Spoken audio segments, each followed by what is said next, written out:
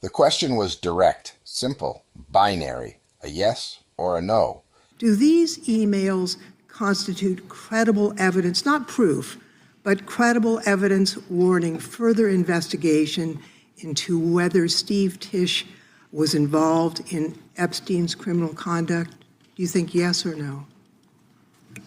I'm not going to play a yes-no game with you, but I will answer the question to the best of my ability. As I said, we will look and investigate any case involving any victim. I'm not familiar, there were 3 million pages, of course, with that email, but of course, we will look into anything. The Epstein files contain an email. In that email, Jeffrey Epstein describes a young Ukrainian woman and tells Steve Tisch, the co-owner of the New York Giants, to call him rather than leave a written record. Do those emails constitute credible evidence warranting further investigation into whether Steve Tisch was involved in Epstein's criminal conduct? Yes or no? Zoe Lofgren has been in Congress for more than 3 decades. She is a former chair of the Committee on House Administration. She is a former member of the House Judiciary Committee. She is not a freshman lawmaker learning how oversight works. She knows the difference between a question that requires nuance and a question that requires a direct answer. This was the second kind. Bondi said, "I'm not going to play a yes-no game with you."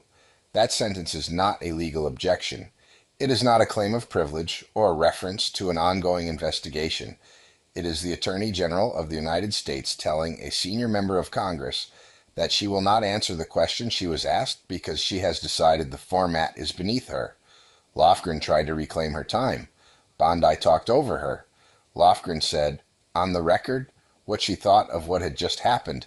Without responding to a question, she has attacked me personally. I think it's pathetic that she can't answer the questions. Then Bondi launched her counteroffensive. She told Lofgren she found it interesting that the Congresswoman kept going after Donald Trump, the greatest president in American history. She asked how much money Lofgren had taken from Reid Hoffman. She noted that Lofgren had not posted anything about Epstein on her social media accounts during the Biden years. Reid Hoffman is the co-founder of LinkedIn and a major Democratic donor. Trump asked the Justice Department to investigate him last November, citing his ties to Epstein. Hoffman has acknowledged limited contact with Epstein, said he regretted it, and has been one of the most vocal advocates for releasing all of the Epstein files without redaction. He has pushed for more transparency, not less. Bondi invoked Hoffman as a weapon against the Congresswoman, asking why a co-owner of an NFL team appeared in an Epstein email telling someone to avoid leaving records. Those two things are not equivalent. Donating to a political campaign is not equivalent to appearing in an Epstein email about a young Ukrainian woman. The fact that a Democratic donor had contact with Epstein does not answer whether an NFL co-owner should be investigated for his own documented contact. One is a deflection. The other is the question. Jim Jordan, the Republican chair of the committee, had to intervene multiple times during the exchange to call the hearing to order. His presence as a defender of the administration did not prevent him from recognizing that the room had lost any semblance of functional oversight. During a recess, Thomas Massie, the Republican who co-authored the Epstein Files Transparency Act, who voted to subpoena Bondi, who has been among the most consistent critics of the DOJ's handling of the documents from his own party, stepped outside and told reporters what he had observed. She didn't answer anything. She came here ready to talk about the Dow Jones and the NASDAQ, which seems kind of crazy to me. The Dow Jones, the NASDAQ. During a hearing about whether the co-owner of an NFL franchise should be investigated for documented correspondence with a convicted sex trafficker, the Attorney General was prepared with talking points about stock market performance.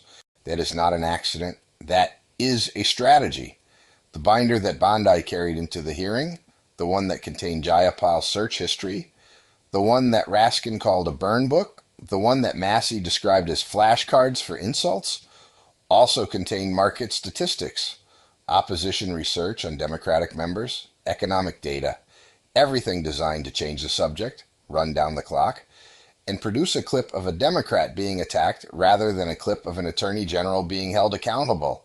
The Lofgren exchange contained all of it, a specific documented question about a specific named individual connected to documented Epstein correspondence, an answer that refused the format of the question, an attack on the questioner's donor history, a pivot to the greatest president in American history, and a final declaration: this isn't a circus, this is a hearing.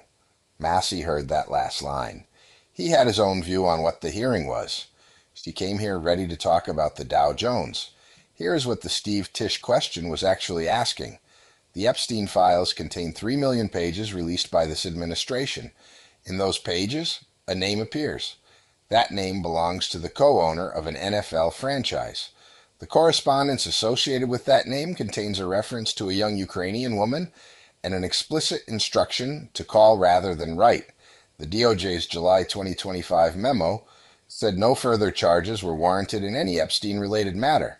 The law that produced the 3 million pages was supposed to enable the public to see exactly this kind of evidence. Lofgren asked, does this warrant investigation? Yes or no? And the Attorney General of the United States said she would not play a yes-no game, attack the questioner's donations, invoke the stock market, and called the president the greatest in American history. The answer was never given. The record now shows that it wasn't. Bondi was fired 14 days later. Among the reasons cited by multiple sources across CNN, NBC, The Washington Post, and The New York Times was her handling of the Epstein files. The question Lofgren asked is still unanswered. The email still exists.